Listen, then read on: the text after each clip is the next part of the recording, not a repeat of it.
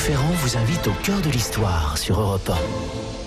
C'est une des grandes aventures de l'humanité que vous allez nous raconter aujourd'hui, Franck Ferrand. Bonjour Franck. Bonjour Anissa, bonjour à tous. En effet, nous revivons aujourd'hui les tout débuts de l'aérostation, autant dire l'accomplissement par l'homme d'un rêve immémorial, voler comme les oiseaux. Et pour nous parler de cette grande aventure, vous recevez Marc Menant. Et oui, dès qu'il est question d'aventure, oui, c'est vrai. Marc Menant est rarement très loin. Il connaît particulièrement bien l'histoire des premières montgolfières. Il va nous en parler. Et moi, je vais vous raconter tout de suite la fantastique aventure de Pilâtre de Rosiers.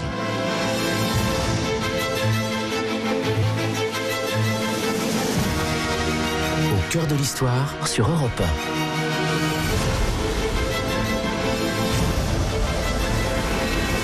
Franck Ferrand.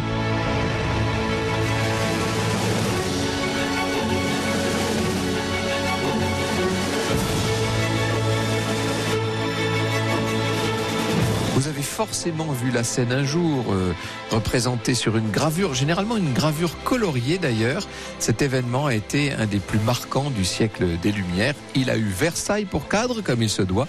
C'était un certain 19 septembre 1783 et ce jour-là, par une journée très ensoleillée, pour la première fois, un aérostat, un ballon, on dirait nous une montgolfière, va décoller en emportant des êtres vivants à son bord. Alors quand je dis des êtres vivants, attention, ce ne sont pas encore des êtres humains. Pour l'instant, les êtres en question se résument à un mouton, un coq et un canard. On croirait presque un conte de Grimm. Et les voilà qui vont donc s'élever dans les airs. Pour permettre à l'aérostat de transporter ces animaux, il a été fabriqué spécialement.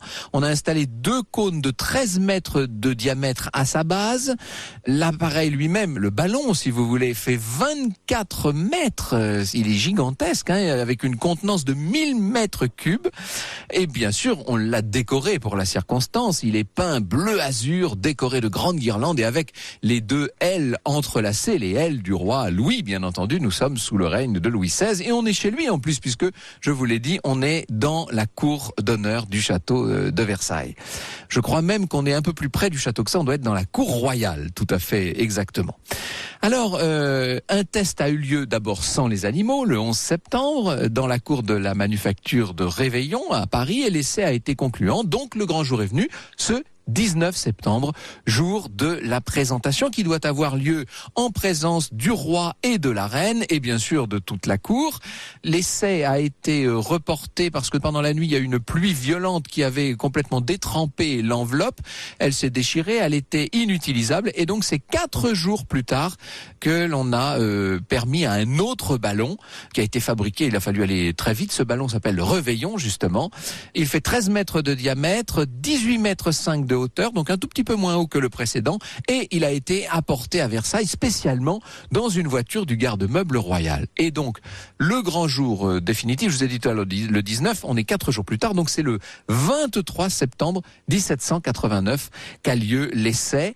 Il faut imaginer les gens qui sont là et qui vont assister, ils en ont parfaitement conscience, on les a longuement préparés à ce qui va se passer. Ils savent qu'ils vont assister à un événement tout à fait majeur. Et parmi ces spectateurs, un certain Pilâtre de Rosiers. Alors, il faut imaginer un peu la scène. Vous avez une plateforme qui a été installée donc dans la cour royale avec un trou au centre où doit s'ajuster la base du ballon. Sous l'estrade brûle un feu alimenté avec tout ce qu'on trouve, de la paille de vieilles chaussures. On met même des éléments animaux, de la viande, etc. pour produire le fameux gaz montgolfier. On va y venir tout à l'heure. Avant le décollage, le roi tout de même s'interroge. Vous savez que Louis XVI est particulièrement intéressé par tout ce qui concerne la technique. Il fait le tour des installations. La reine, elle, attend à distance dans une petite tente qu'on a montée exprès pour l'occasion. Il faut dire que ça ne donne pas très envie d'approcher parce que l'odeur autour du ballon est très forte. Tout commence donc à 13h, le feu est allumé. Il va falloir 10 minutes pour que le ballon se gonfle et que la cage accrochée qui contient donc le mouton, le coq et le canard s'envole sous les ordres évidemment de celui qui préside aux opérations, Étienne de Montgolfier. On a accroché à l'aérostat un baromètre à mercure qui mesure l'altitude. Le roi observe à la lorgnette l'évolution du ballon qui s'élève dans le ciel et qui grimpe de plus en plus haut à 500 de nos mètres. Il vole comme ça pendant 8 minutes, poussé par le vent. et il va se poser à la lisière de la forêt de Vaucresson. Les passagers, si j'ose ainsi m'exprimer, sont sains et saufs. Le coq tout de même sera blessé, dit-on. Tous les auteurs sont pas tous fait d'accord là-dessus, mais enfin bref, il semblerait que le coq se soit cassé le bec dans l'atterrissage, mais vous avouerez que c'est bien le moins qu'on pouvait espérer d'un pareil essai. Or, le premier à Vaucresson sur place à constater l'atterrissage, qui n'a pas été tout à fait un atterrissage en douceur, c'est un certain Pilâtre de Rosiers. On imagine les applaudissements dans toute la France, dans toute l'Europe. Les scientifiques applaudissent, ils concluent que l'expérience a bel et bien prouvé qu'on peut respirer à plusieurs dizaines de mètres au-dessus du sol. C'est la question qu'on se posait, bien entendu. Les montgolfiers sont partout loués, acclamés, ils vont même être anoblis par le roi à la suite de leur exploit, et vous connaissez leur devise. Nous irons jusqu'aux astres. Ils n'ont pas vécu assez longtemps pour voir ça, mais enfin tout de même, ils sont allés pas mal. Alors, il faut vous dire qu'évidemment, tout ça n'est pas venu du jour au lendemain. Avant d'en arriver au vol habité, il a fallu déjà avoir l'idée de faire décoller comme ça un ballon. Cette idée, elle est donc née au sein de la famille des montgolfiers. Vous savez que ce sont des gens qui vivent à Annonay. On a tous utilisé le papier qui sort de la célèbre manufacture et de ce qu'elle est devenue aujourd'hui. On est donc dans l'Ardèche, chez cette grande famille de papetiers, famille très nombreuse. Joseph, celui qui va nous intéresser, le premier, est le 12e enfant de la famille et Étienne est le 15e. Ils sont très amateurs d'expériences chimiques, ces deux enfants. Alors, ils n'ont pas le même caractère, évidemment. Joseph, c'est l'imaginatif, c'est le garçon bouillant, etc. Et il y a Étienne derrière qui est toujours là pour le calmer, qui est beaucoup plus méthodique, beaucoup plus calme. Ils vont assez jeunes quitter leur région, l'un pour les comptoirs de Cayenne, l'autre pour venir travailler à Paris auprès de l'architecte Soufflot. Et puis, ils reviennent sur place dans le Creuset, dans le berceau familial, pour aider à la fabrication du papier, pour améliorer la technique. Alors, par un jour d'éclaircie, Joseph a l'idée de construire un nuage artificiel, un nuage qui serait fait de vapeur d'eau et qui tiendrait en suspension dans l'air. Son idée, c'est d'enfermer de la vapeur dans une enveloppe de papier, qui a été fabriquée, inutile de vous le dire, par la manufacture familiale. Seulement, ça ne fonctionne pas, puisque l'enveloppe n'arrive pas à décoller, elle est trempée, bref, elle s'aplatit lamentablement au sol. Et c'est là qu'Étienne, je vous ai dit, Étienne, c'est l'homme méthodique, réfléchi, il va voler au secours de Joseph. Il se trouve qu'Étienne a lu le livre de Priestley sur les différentes espèces d'air, un livre paru en 1777. Alors, Étienne va avoir l'idée de monter cette expérience. Il gonfle son enveloppe avec une sorte d'air inflammable. Il mélange de l'acide sulfurique sur de la limaille de fer. Ça ne fonctionne pas. L'hydrogène s'échappe du papier. Ben oui, pour l'instant, on en est encore évidemment au tâtonnement.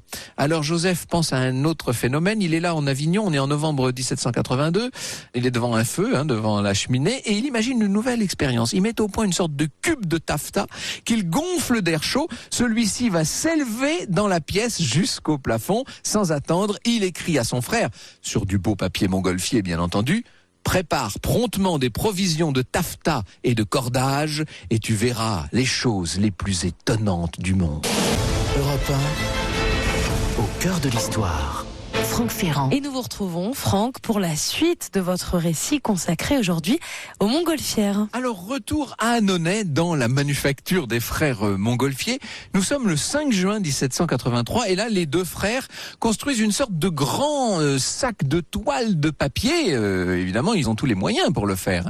Et dessous, ils vont alimenter un feu avec de la paille, de la laine mouillée, etc. Le sac se boursoufle, il commence à s'enfler, et le voilà qui décolle, et qui décolle, et qui décolle, et de plus en plus, il va comme ça s'élever jusqu'à 30 mètres, enfin ce que nous appelons nous à 30 mètres d'altitude. Étienne parle d'une rupture d'équilibre, et oui, on a réussi, tout simplement grâce à l'air chaud, à faire voler un engin, à faire voler un objet beaucoup plus lourd que l'air, bien entendu. Alors, il faut vite présenter cette innovation extraordinaire. Ils pensent, les deux frères, à présenter leur découverte à l'Académie des sciences, bien entendu. Une première démonstration officielle est prévue pour le 4 juin 1783. C'était une date à laquelle les membres des États du Vivarais tenaient leur assemblée à Annonay. Ça se passe dans la cour du couvent des Cordeliers. Le ballon qui a été choisi pour l'occasion est appelé diostatique ou aérostatique. Et entre nous, Joseph l'appelle Séraphine, lui. Il aurait aimé qu'on appelle ce que nous appelons les montgolfières, il aurait aimé qu'on les appelle les Séraphines. Alors, le ballon a été fabriqué, façonné dans de la toile d'emballage, doublé de feuilles de papier mince, ce qui fait un très bon isolant. blanc. Il fait 12 mètres de diamètre. Il est constitué de fuseaux de couleur bleue et rouge qui sont rassemblés par près de 2000 boutonnières. Faut imaginer, c'est très beau à voir en plus cet objet. Et le jour de la présentation, on a installé 4 mâts, une estrade, un feu au centre qui est entretenu donc sous l'enveloppe du ballon. Ça fait une fumée entre parenthèses épaisse et suffocante. Il faut imaginer les gens qui sont là. Il y a presque 1 millier de spectateurs et d'un coup, l'enveloppe s'arrondit, elle se gonfle d'air chaud et voilà qu'elle est propulsée dans le ciel jusqu'à 1000 mètres d'altitude. Elle va retomber assez rapidement à cause d'une pluie fine qui a éteint le feu, mais enfin, l'engin retombe quand même 2 kilomètres plus loin. Et le moins qu'on puisse dire, c'est que non seulement l'expérience est réussie, mais qu'elle va fasciner tout le monde. C'est un grand succès. Un rapport est immédiatement adressé à l'Académie. Les montgolfiers sont invités à renouveler leur exploit, cette fois à Paris. Il ne faudrait pas croire pour autant que tout ça se déroule sans aucun heurt. Imaginez la mentalité de la population de l'époque qui ne voit pas d'un bon œil ces ballons qui s'élèvent comme ça dans le ciel. On est encore plein de superstitions à l'époque. Après la démonstration de Pilâtre, une femme avec son bébé dans les bras demandera, là on est donc en région parisienne, on est à Versailles, elle dira « À quoi ça sert toutes ces nouveautés ?» Sauf que juste à côté d'elle, il y a un certain Benjamin Franklin qui se retourne vers elle et qui la regardant avec son nourrisson dit « Et un nouveau-né, à quoi ça sert ?» Plus tard, des paysans s'étonneront de voir voler comme ça ces engins. En septembre 1783, 2 charretiers de Gonesse voient une boule descendre du ciel. Ils sont effrayés, ils s'enfuient à cheval. Ils se retournent dans leur course et ils voient cet engin inconnu qui tombe à terre, se remue, s'agite, bondit et tourne. Ils sont pris d'une peur panique, bien entendu. Alors la grande question qui se pose, c'est de savoir si l'on va pouvoir envoyer des hommes dans le ciel. Louis XVI est très réticent, pour tout vous dire. Le roi a peur des risques. Il se dit que c'est trop dangereux. À la limite, pourquoi pas si l'on trouvait un condamné à mort qui serait candidat. Seulement, Étienne de Montgolfier, donc l'inventeur du ballon, est réticent.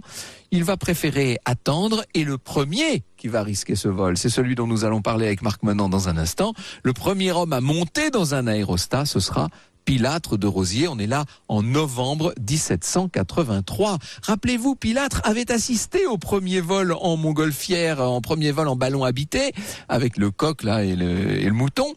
Il ne rêve que d'une chose, prendre la place des animaux et voler lui-même.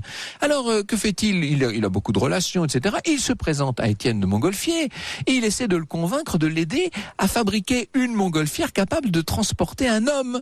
Il arrive à conquérir assez rapidement la confiance de l'inventeur et ensemble, ils vont mettre au point ce nouveau ballon beaucoup plus sûr. Le 10 octobre 1783, ce ballon est prêt. L'entraînement a lieu dans la cour de la Manufacture Royale de Papier. On est donc rue de Montreuil à Paris. C'est la manufacture que dirige Jean-Baptiste Réveillon, qui est un ami de longue date d'Étienne Montgolfier. Le but, c'est d'essayer d'apprécier d'abord la force ascensionnelle du ballon et puis sa stabilité, surtout s'il s'agit de faire monter quelqu'un dedans. On fait beaucoup d'essais. Il faut imaginer les Parisiens de l'époque qui voient chaque jour monter cette espèce de grosse bulle colorée, volante, là, qui surgit au-dessus des toits de Montreuil, retenus par des cordes. Ils doivent être complètement sidérés de ce qu'ils voient, bien entendu. Le ballon est bien gardé, les curieux ne peuvent pas approcher, bien entendu, ne serait-ce qu'à cause des dangers que ça pourrait comporter.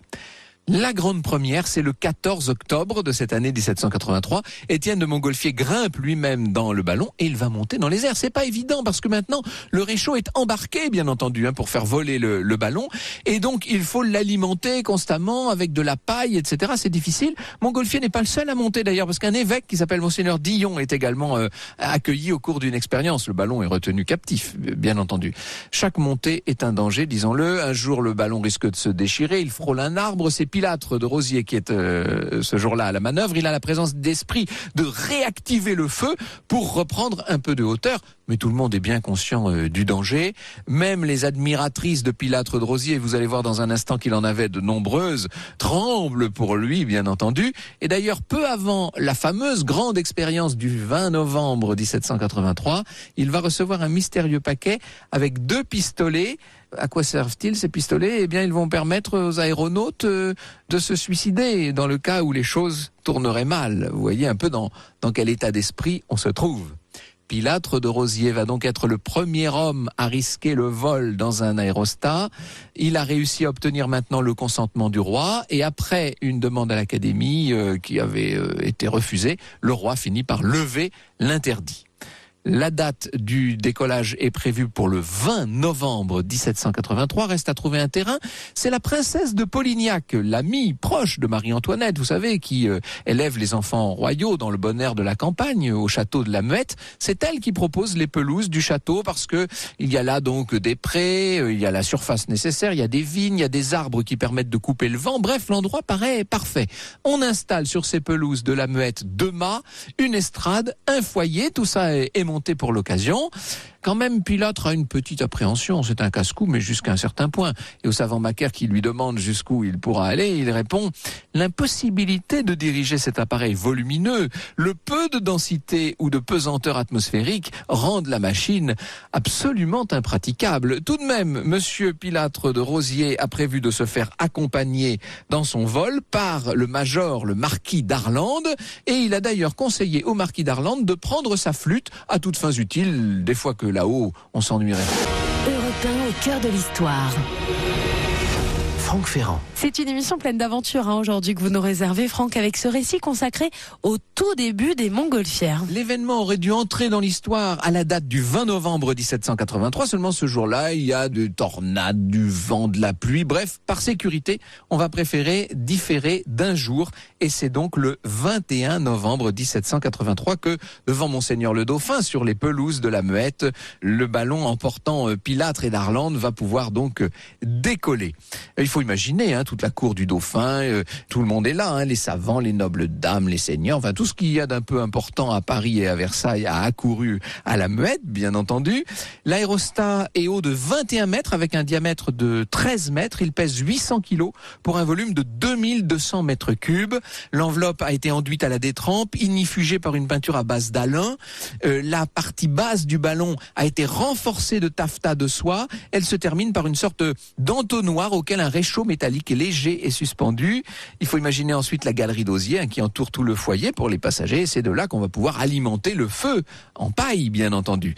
Toute la partie supérieure de l'aérostat est entourée de fleurs de lys qui surmontent les 12 signes du zodiaque. Ça doit être absolument magnifique. Alors en fin de matinée, le ballon est gonflé, il est prêt à décoller, à prendre le large, mais voilà une rafale de vent qui plaque tout contre un mât. C'est la déchirure. Il va falloir réparer la toile. C'était un faux départ. Il est presque 14 heures lorsqu'on s'y remet, si je puis dire. Le combustible est chargé. On attise le feu, les 2 pilotes montent à bord, je ne sais pas s'ils sont tellement rassurés. Pilâtre donc est accompagné du major d'Arlande. Ce major d'Arlande est célèbre, c'est lui qui a fait les fameuses expériences de parachute du haut de la carrière à Montmartre quelques temps plus tôt. Les voilà donc tous les deux dans la galerie d'osier, de 2,5 pieds de large. Le top, si je puis dire, est donné par l'inventeur du ballon, l'un des 2 inventeurs, Étienne de Montgolfier, qui crie « Lâchez tout !» Et évidemment, on va tout lâcher, c'est parti, le ballon décolle, il pivote sur lui-même, Pilâtre commande les manœuvres, François d'Arlande alimente le foyer avec une fourche, ils utilisent de la paille et des matières animales qu'ils brûlent dans ce réchaud. C'est cette chaleur qui permet au ballon de se développer, de gonfler, de s'élever dans le ciel et peu à peu, le sol s'éloigne, le public rapetisse. Ils n'ont pas choisi de parcours, évidemment, nos 2 premiers aérostiers, ils se laissent pousser par le vent, ils essaient de faire comme ils peuvent, mais de toute façon, il n'y a aucun moyen à l'époque de diriger l'aérostat, bien entendu. Alors, il survole le couvent de la Visitation sur la colline de Chaillot, avant de suivre le lit de la Seine en direction là-bas, du sud-est, de Fontainebleau. Le ballon prend la direction des Invalides avant de passer devant Notre-Dame. Mais vous imaginez que ces messieurs sont les 2 premiers êtres humains à pouvoir contempler comme ça un paysage et des monuments depuis le ciel. Ils sont en plein vol et ils ont l'air détendus, monsieur le marquis. Si vous eussiez emporté votre flûte, on aurait pu jouer, dit donc Pilâtre de Rozier.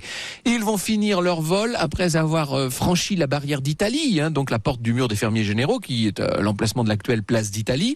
Là, l'engin perd bien entendu de l'altitude. Alors il passe tout près d'un bâtiment au bord de la Bièvre et il va se poser en douceur sur le pré de la butte aux Cailles, entre le Moulin des Merveilles et le Moulin Vieux. C'est l'abbé Rochon qui fera le rapport de tout ça et qui raconte qu'ils sont montés à une hauteur de plus de 367 toises, c'est-à-dire environ 650 mètres.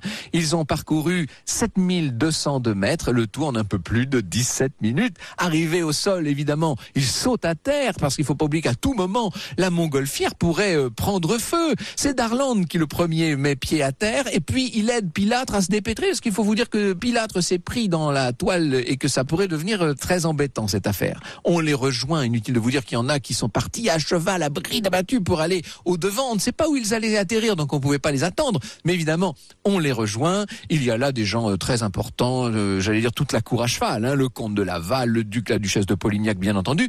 Même le duc de Chartres, le fils du duc d'Orléans, le cousin du roi, donc, est là pour les féliciter. Le duc de Chartres en question, c'est le futur roi Louis-Philippe, et il vient féliciter, dit-il, les dieux de l'atmosphère portés par des nuages.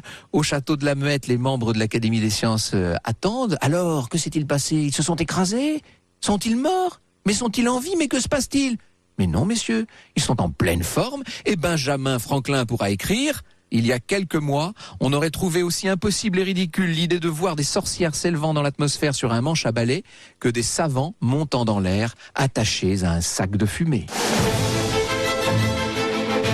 Bonjour Marc Menant. Bonjour Franck. Alors Marc, évidemment, on va revenir sur toute la vie de Pilâtre de Rosiers, qui est un véritable roman d'aventure, hein. Le personnage est incroyable, mais avant ça, 2 ou 3 petites précisions sur ce que je viens de raconter. J'ai dit notamment que le roi finit par donner son accord, c'est parce qu'il y a sa femme, il y a la reine qui est là, évidemment, et qui connaît bien Pilâtre. On va voir pourquoi tout à l'heure. Voilà, ils sont devenus, je dirais, presque des intimes. Elle adore ce personnage qui l'émerveille, qui invente toujours, et entre autres, lorsqu'il va mettre au point une bougie.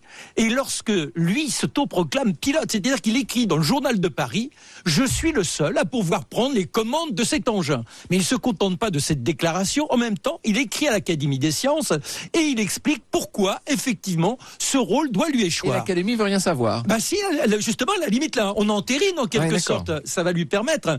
Mais toujours est-il que le roi, lui, comme sur ses positions, pas d'homme dans l'espace, c'est trop dangereux et je ne cautionnerai pas cela. Mais Marie-Antoinette essaie de lui dire: mais attendez sire, admettez, c'est un symbole formidable pour le roi que vous êtes, ça restera dans l'histoire. Et d'ailleurs, elle avait très bien vu, parce que c'est peut-être l'événement, finalement, après tout ce qu'on peut dire, le plus important du règne de Louis XVI. Voilà. Et alors, le roi, il lui faut être diplomate. Il fléchit sur la position, mais il ne peut céder officiellement. Il dit: si monsieur le dauphin veut bien l'accueillir, qui est son fils, veut bien l'accueillir, le gamin il a 6 ans, vous pensez bien. Et donc, c'est un simulacre, c'est une sorte de théâtre. Mais c'est un moyen de ne pas, au cas où ça tournerait mal, de ne pas... c'est pas le roi qui est responsable. Voilà, c'est ça. Il n'a pas avalisé. Ne pas engager la personne royale. Voilà. Et donc, bon, ça c'est le premier élément qu'il est bon de préciser. Le deuxième, c'est que le marquis d'Arlande a été au pensionnat avec Étienne de Montgolfier. Parce qu'ils sont nombreux à vouloir être le lest, car là, c'est un rôle passif. Oui, il s'agit de faire du poids. Voilà, faire du poids. Et d'aider à alimenter le fourneau. Mais lorsqu'il est dans les airs, le marquis qui se prenait pour un héros, le voilà soudain qui est en pleine pétoche. Et lorsqu'il s'agit de prendre la fourche pour mettre la paille, etc., il a le bras tellement tremblant et surtout un peu fixe qui fait que le ballon commence à descendre. Et il faut que Pilâtre de Rosiers l'insulte pour qu'il reprenne activité. Et lorsqu'à un moment vous dites ils fléchissent, on a l'impression qu'ils vont s'écraser, c'est parce que justement on est dans cette crise de morale du marquis et qu'il faut donc à Pilâtre le rappeler à l'ordre pour qu'à nouveau le ballon s'élève. Et on peut se dire que s'il avait été en osmose, avec le même courage que Pilâtre de Rosiers, peut-être que le vol aurait duré un peu plus longtemps. Courage ou inconscience, parce que ce que vivent ces hommes à ce moment-là est tout à fait invraisemblable. Nous, ça nous paraît presque naturel. Enfin, quand même, devoir passer les Invalides d'un côté, Notre-Dame de l'autre, ça devait être complètement... C'est d'une excitation totale, mais sauf que ils sont dans la préoccupation, c'est comment se maintenir dans les airs. Et n'oubliez pas, vous l'avez fort bien souligné, Franck, c'est-à-dire que cette machine, on ne la maîtrise pas. Elle ballotte dans tous les sens, il n'y a pas d'assise et vous n'avez rien pour vous tenir. Et en plus, il faut essayer d'être actif dans la manœuvre. Alors l'autre point, c'est quand ils vont finir par se poser, le marquis d'Arlande va se précipiter à Versailles et il va dire: c'est moi l'homme de l'exploit. Parce que ce qui est étonnant, c'est que Pilâtre de Rosiers, qui est un aventureux, mais au sens noble du terme, comme on va le détailler dans toute son existence, un aventurier même, en fait, hein. Et un homme de science, il se réfugie dans ce qu'il a créé, qui est une sorte d'académie de la connaissance, de l'intelligence, qui est le grand musée, là où il convoque les savants, où il donne des cours. Il veut rédiger le bilan de son vol. C'est-à-dire qu'il échappe à toutes les réceptions pour pouvoir mieux analyser et préparer l'avenir de la montgolfière. Europe 1, au cœur de l'histoire. Franck Ferrand. Et vous nous parlez cet après-midi, Franck Ferrand, dans Au cœur de l'histoire des Montgolfières, avec votre invité Marc Menant, journaliste et écrivain. Alors, qui est-il, ce monsieur Pilâtre de Rozier? Expliquez-nous un peu le personnage. C'est le fils d'un ancien militaire qui semblerait était fils d'une liaison adultère et qui bénéficie de hautes protection, de telle sorte que quand il termine sa carrière, un budget lui arrive, il va pouvoir monter une auberge dans l'enceinte de Metz qui vient d'être construite. Et lui, il ne rêve que d'une chose pour son petit bonhomme, c'est de le voir un jour sous l'uniforme. Mais voyez-t-il pas que ce gaillard-là... Il s'appelle comment, le petit bonhomme, d'ailleurs? Jean-François. Jean-François Pilâtre de Rozier. Et il est un rebelle. Pas du tout le genre à se mettre le doigt sur la couture et à dire « j'obéis ». Et tout de suite, il montre non seulement cette indépendance d'esprit, il n'est jamais dans les jeux avec les autres, les billes, les toupies, les petits amusements de l'époque ne l'intéressent pas. En revanche, on le voit partir flâner dans la campagne, non pas pour regarder les petits oiseaux, mais pour quérir quelques fleurs, constituer un herbier, essayer de comprendre comment éventuellement même elles peuvent se reproduire. Et puis il y a des pierres aussi. Il est géologue. Un esprit hyper curieux. C'est invraisemblable. Et le soir, eh bien, il s'enferme et il cherche à lire. C'est un personnage donc que le père ne peut pas comprendre. On va le placer en pension. Mais un gaillard de ce type, bien évidemment, que subir le cours des professeurs lui est impossible. Donc c'est le chahuteur qui est puni. Et le soir, eh bien là où les autres commencent à dormir, il est dans la bibliothèque à faire des lignes supplémentaires. Mais ça ne lui suffit pas. Il a la chance d'être face à des livres. Les livres, c'est l'univers, c'est la prospérité de l'esprit et la curiosité qui est là, qui le taraude. Et il va chercher les livres de physique et de chimie. Et un soir, le père, parce que c'est un curé qui mène l'établissement, sûr, oui, entre, et il voit le petit bonhomme effondré sur la table, pris de compassion. Il va voir quel est cet ouvrage. Ne serait-ce pas un livre interdit? Ah non! C'est un livre de physique. Du coup, il le découvre sous un autre angle. Et il va essayer de faire en sorte que ce personnage qui aime les sciences puisse, de façon empirique, tout seul dans son coin, développer cette curiosité qui est donc le germe même de ce qui va le conduire à plusieurs inventions. Mais dans l'avenir immédiat, on le prédestine à être chirurgien. Alors à l'époque, vous allez dans les hôpitaux, il faut ouvrir les cadavres, mais c'est un délicat. C'est-à-dire que on peut avoir l'esprit enthousiaste et pour autant une physiologie extrêmement capricieuse, de sorte qu'il ne supporte pas ce qu'on lui demande au quotidien. Oui. Alors il va falloir s'adapter. Et à nouveau, le père qui rêvait d'une carrière à peu près acceptable pour son petit bonhomme, on va le placer chez un apothicaire. Enfin, il va être dans la discipline, non d'un chien. Eh bien non, là encore, le voilà qui, au lieu d'obéir pour obéir, commence à avoir des suggestions auprès de cet apothicaire, qui là est émerveillé, qui se dit, il faut l'aider. Il le prépare même à devenir son héritier, celui qui prendra boutique lorsqu'il sera à la retraite. Mais rester à Metz ne l'intéresse pas, il veut monter à Paris. Il faut remarquer aussi qu'on lui demande... Parenthèse, le fait d'être à Metz va lui permettre de rencontrer un certain nombre de personnages, à Lafayette... Alors, c'est ce que j'allais vous dire, mon cher Franck, c'est-à-dire que quand on vient de mettre au point un assemblage, donc une concoction et autres, c'est lui qui devient le garçon de course. C'est comme ça qu'il découvre le duc de La Rochefoucauld, qui n'a que 7 ans de plus que lui. Et là, et on verra que ça va l'aider, il a une sorte d'innocence insolente, c'est-à-dire au lieu dans ce monde qui est extrêmement strict d'être là dans la révérence, aussitôt il entame la discussion et il interroge, il pose des questions. Et cet homme de science qu'est La Rochefoucauld va finir par le suivre dans ses errances botaniques et dans la collection de pierres. Il sera son protecteur plus tard. Et il va lui faire connaître Lafayette, tant et si bien que Pilâtre de Rozier, fils de la roture d'une certaine manière, sera l'un des invités au mariage de Lafayette. Et quand il monte à Paris... Ce qui est étonnant, c'est que cet esprit curieux, cette capacité qu'a le jeune Jean-François Pilâtre de Rozier à se faire des relations, etc., sont en train tout simplement de modifier sa destinée. C'est-à-dire que non seulement lui s'épanouit, etc., mais il est comme il est, tout simplement. Et pas courtisan, Franck. Mais non, c'est ça. Et ça le fait, si j'ose dire, un peu comme les ballons dans lesquels plus tard il grimpera, ça le fait monter, tout ça, bien entendu. Il a du culot. Et donc, le voilà à Paris. Alors il va rencontrer, il est même chose, chez un apothicaire. On lui dit un jour, il faut aller chez le docteur docteur Weiss lui portait cette préparation. Le docteur Weiss, c'est pas n'importe qui, c'est l'un du médecin du roi au château de la Meurthe. Il a été aussi l'un des médecins du roi Stanislas. Alors, imaginez les relations qui sont siennes. Stanislas qui était le père de la précédente reine. Voilà. Et alors, il se trouve que ce docteur Weiss a inventé une sorte de potion qui concerne les femmes après l'allaitement, afin que les glandes mammaires retrouvent un lot normal dans leur utilisation.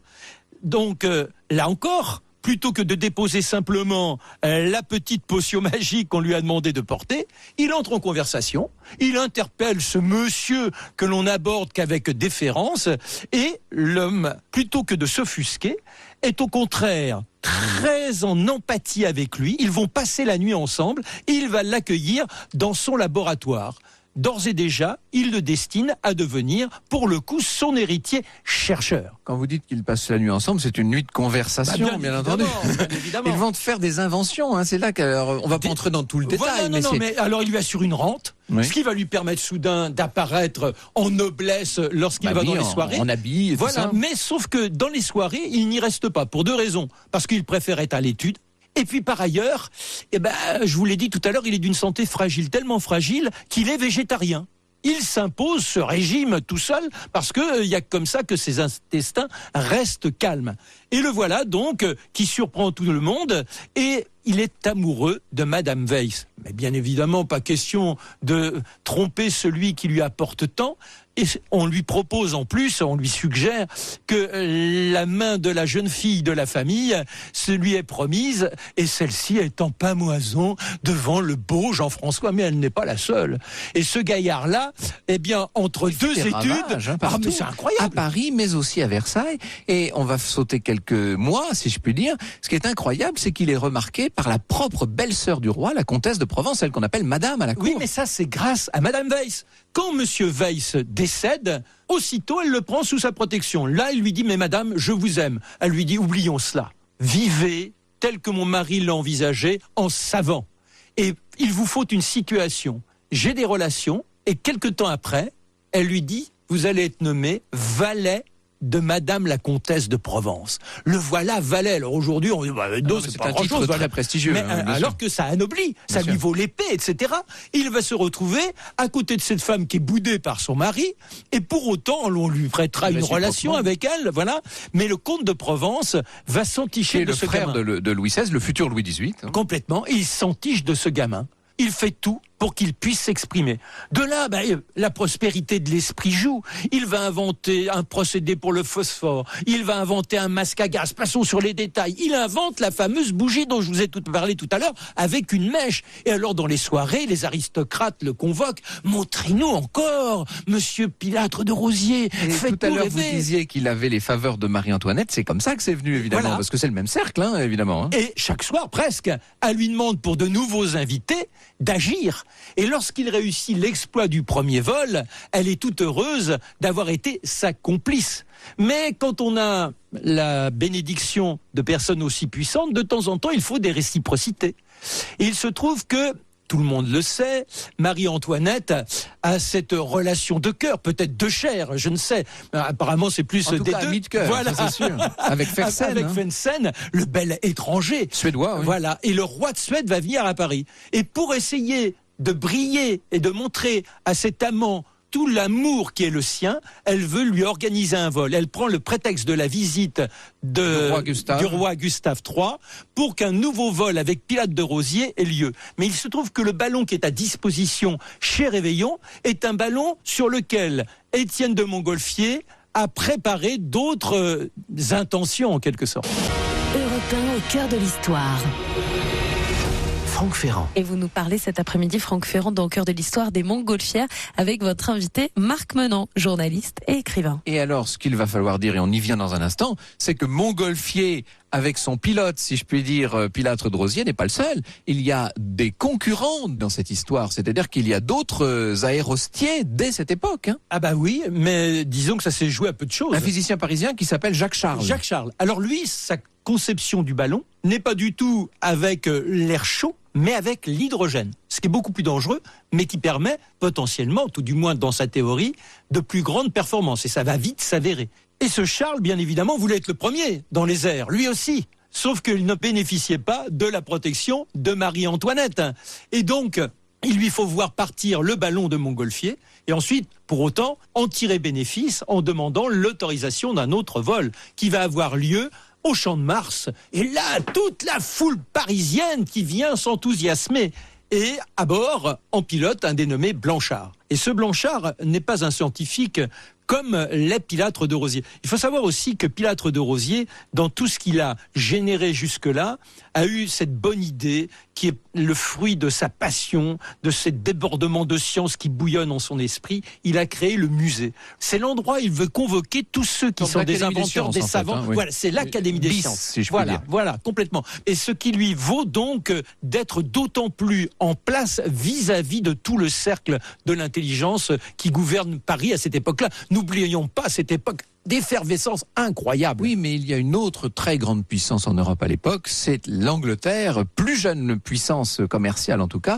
Et évidemment, ce qui se passe en Angleterre impressionne et inquiète beaucoup Pilâtre de Rosiers. Oui, mais c'est parce que notre ami Charles, lui, va très vite se dire, comme Pilâtre de Rosiers, l'exploit maintenant à réaliser, et comme il a été doublé sur le premier vol, ça serait de franchir la mer, de franchir la Manche, traverser la Manche. Alors tout à l'heure, je vous ai dit, Marie-Antoinette veut un vol pour faire plaisir à son amant. Et Pilâtre de Rosiers va en quelque sorte voler le ballon qui était en stagnation chez Réveillon, et ça déclenche un scandale, et il se fâche avec les Montgolfiers. Et de là, il va essayer de concevoir sa propre machine.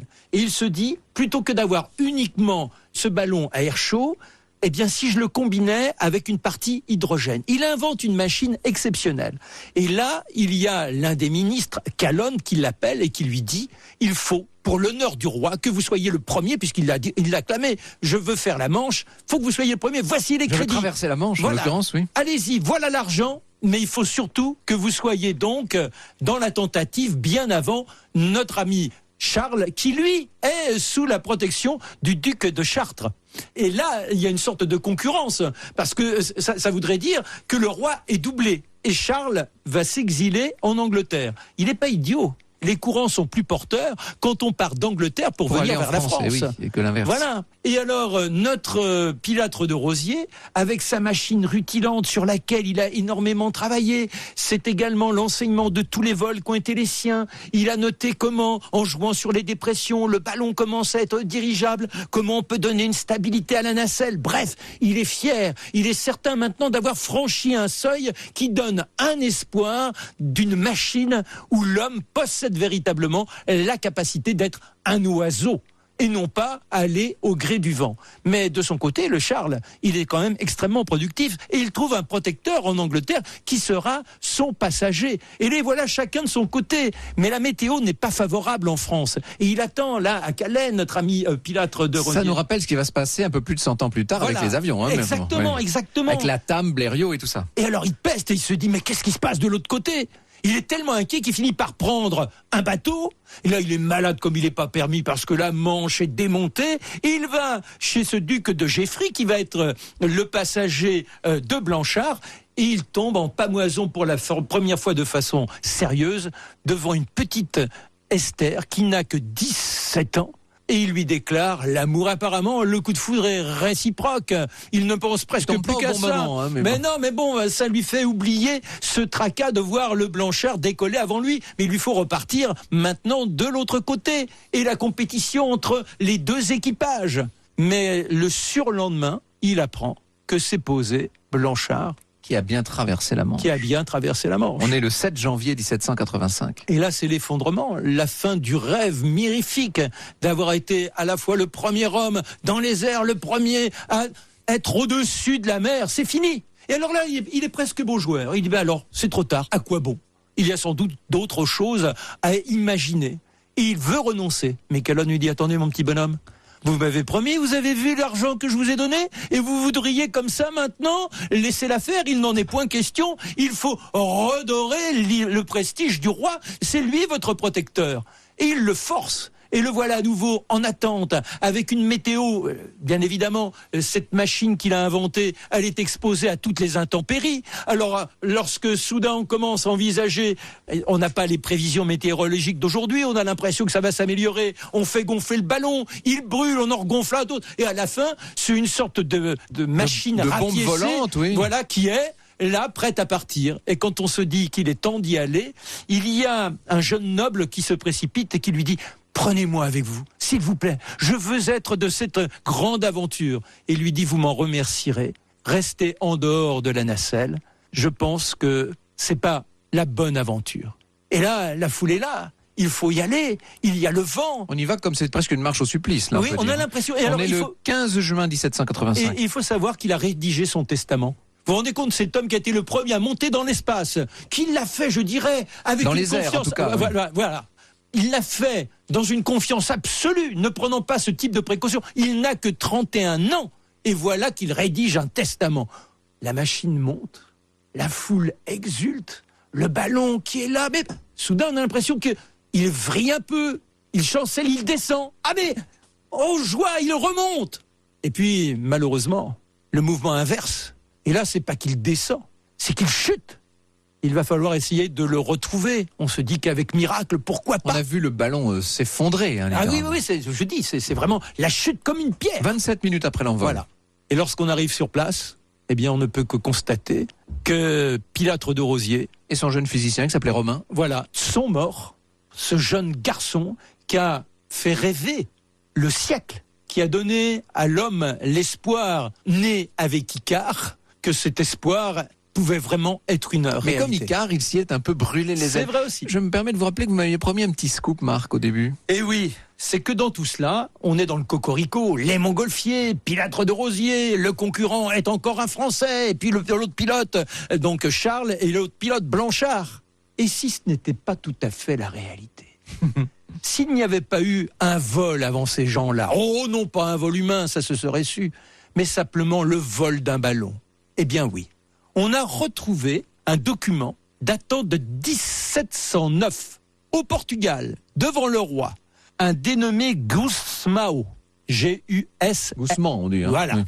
avait convoqué la cour et il avait, devant les nobles réunis, le roi ahuri fait décoller un engin.